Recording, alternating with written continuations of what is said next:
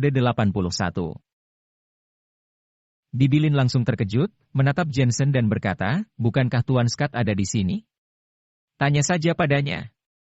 Dia merasa sangat aneh, orang-orang ini pergi bersama Jensen, bukankah mereka teman Tuan Scott? Mengapa menanyakan pertanyaan seperti itu padanya? Tuan Scott? Memikirkan hal ini, Bibilin dengan cepat bertanya pada Jensen. Ketika dia menatap Jensen, seluruh orang menjadi sunyi, dan semua teman sekelas menatap Jensen. Suami Elena, Jensen Scott. Dan kemudian, Tuan Scott. Ini bukan mimpi. Bibilin, dia Tuan Scott.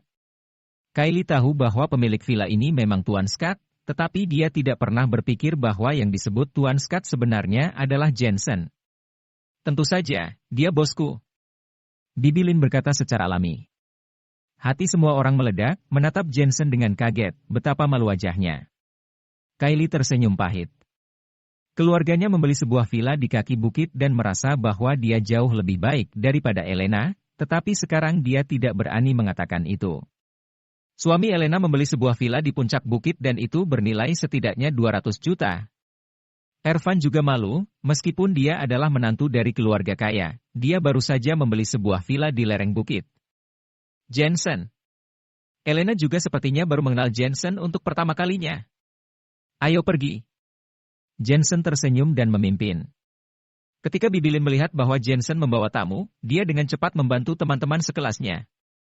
Setelah semua orang mencapai puncak bukit, mereka langsung terpesona oleh keindahan yang tak ada habisnya. Mereka melihat bahwa ada villa di keempat arah di puncak bukit, dan villa Jensen di timur, dengan dekorasi bergaya Eropa. Itu memiliki 5 lantai, area yang luas, dan kolam renang, bar, semuanya ada.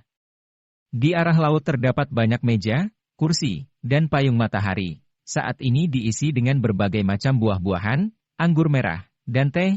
Semua teman sekelas dapat menikmatinya. Melihat ke kejauhan, laut biru, dan matahari terbenam perlahan-lahan tiba, itu benar-benar sebuah keindahan di dunia.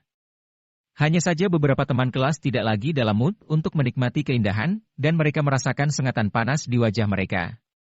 Orang yang mempunyai villa senilai 200 juta yuan, bahkan jika mereka menganggur, apakah berhak menghinanya? Tidak heran dia mengatakan bahwa tidak ada sesuatu yang indah saat melihat matahari terbenam. Ternyata dia benar-benar bosan melihatnya, Kylie itu juga tersenyum pahit. Malam berangsur-angsur datang, dan semua orang berencana meninggalkan puncak Bukit Merkuri dan pergi ke kota untuk makan malam. Kemudian Ervan tersenyum tak berdaya, sepertinya aku akan membawa mobil lagi. Pada saat ini, dari garasi di lantai pertama villa, sebuah Lamborghini biru melaju keluar, mengibaskan ekornya dengan indah, dan kemudian membuka kapnya.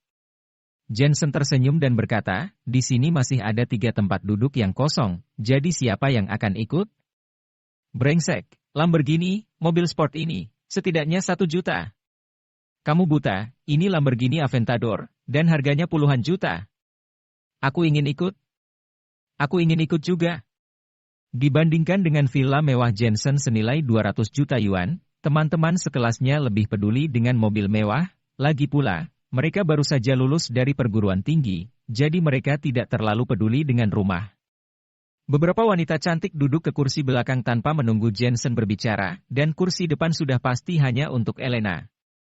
Elena, ini milikmu, kamu telah menikah dengan suami yang begitu baik. Kylie juga duduk dan berkata sambil tersenyum, tidak seperti aku, menikahi seorang lelaki tua, terlepas dari berapa usianya, bahkan tidak lebih kaya dari suamimu. Hihi. Elena tersenyum canggung, dia baru tahu tentang mobil dan rumah mewah Jensen, tetapi untuk beberapa alasan, dia sangat gembira ketika dia melihat kecemburuan teman-teman sekelasnya. Boom. Mesin mobil mewah itu meraung, dan di bawah kecemburuan teman-teman sekelasnya, meluncur ke bawah bukit. Pada saat ini, Roy dan temannya sepertinya ditampar dengan keras. Mereka diam-diam menekan Jensen, tapi Jensen mengabaikan mereka dan tidak membantah. Sebaliknya, menggunakan tindakan untuk memberi mereka pelajaran. Mobil mewah 500.000 mereka tidak sekelas dengan mobil jutaan. Ayo pergi. Wajah Ervan juga sangat masam, menghidupkan mobil dan melaju menuju kota. Dia tidak percaya Jensen bisa memiliki mobil dan villa mewah. Dia pasti meminjamnya. Biarpun dia berpikir begitu, dia tidak punya bukti untuk membuktikannya. Mobil Jensen memimpin dan memasuki kota dalam sekejap, tetapi pada saat ini, ada suara gemuruh di belakangnya, dan sebuah bus bertabrakan dengan Mercedes-Benz, kemudian kedua kendaraan terbalik di sisi jalan. Kylie menoleh ke belakang, lalu berseru, "Jensen, berhenti, mobil Ervan mengalami kecelakaan." Ekspresi Jensen berubah, dia segera memarkirkan mobil di sisi jalan, dan berlari bersama semua teman sekelasnya. Benar saja, mobil Ervan yang bertabrakan dengan bus. Untungnya, tidak ada seorang pun di dalam bus, jadi tidak ada yang terluka. Sebaliknya, mobil Ervan dalam masalah, karena penuh dengan orang. Lihat sekeliling, sudah banyak orang yang berkumpul pada saat ini. Banyak orang mengambil foto dengan ponsel mereka dan posting ke grup sosial media. Untungnya, ini di kota, polisi segera datang untuk membantu membalikan mobil Mercedes-Benz dan menyelamatkan orang. Kantung udara Mercedes-Benz telah terpicu, dan ini adalah mobil mewah dengan ketahanan benturan yang baik. Jika ini mobil kelas biasa, diperkirakan akan hancur. Meskipun demikian, orang-orang di mobil juga terluka. Ervan orang yang pertama diselamatkan. Kepalanya tergores dan wajahnya pucat. Setelah turun, dia terus berkata, "Itu bukan salahku, bus yang melanggar peraturan lalu lintas. Apa gunanya mengatakan ini, cepat bantu selamatkan orang." Polisi memelototinya, situasi apa ini, masih peduli siapa yang benar dan siapa yang salah.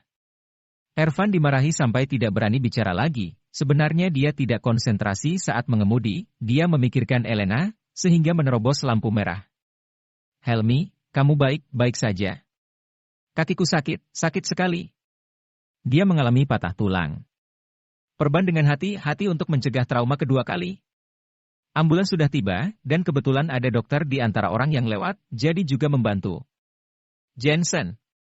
Di tengah keramaian, sebuah suara yang familiar berteriak kepada Jensen, membuat Jensen menoleh ke belakang dan melihat bahwa itu adalah Natasha, dan di sebelah Natasha ada Marvin. Tapi kali ini, Jensen tidak sempat peduli, terus bekerja sama dengan Elena untuk membantu menyelamatkan orang. Ini harus segera dihentikan pendarahannya, jika tidak, akan kehilangan terlalu banyak darah. Jensen terus berkata kepada Elena. Elena sudah mempelajari metode pertolongan pertama, dia sangat akrab dengan perban. Ervan ingin membantu, tetapi bagaimana dia bisa campur tangan? Dia tiba-tiba merasa tidak nyaman ketika melihat Jensen dan Elena bekerja sama. Semuanya yang semangat. Polisi membuka pintu di sisi lain, dan kemudian menyelamatkan teman sekelas yang tersisa. Gawat, Laila mengalami pendarahan dari bagian bawah tubuh. Ketika teman sekelas perempuan diangkat keluar, seseorang berseru, terlihat kaki teman sekelas perempuan itu terus meneteskan darah. "Ini wanita hamil." Seorang perawat berkata serius. "Kenapa bisa ada ibu hamil? Sial, cepat, segera selamatkan, kirim ke rumah sakit." Seorang pria yang tampaknya adalah seorang dokter berkata dengan cemas, dia dengan jelas melihat bahwa perut wanita hamil itu telah berubah bentuk, dan sedang bergerak turun ke tubuh bagian bawah.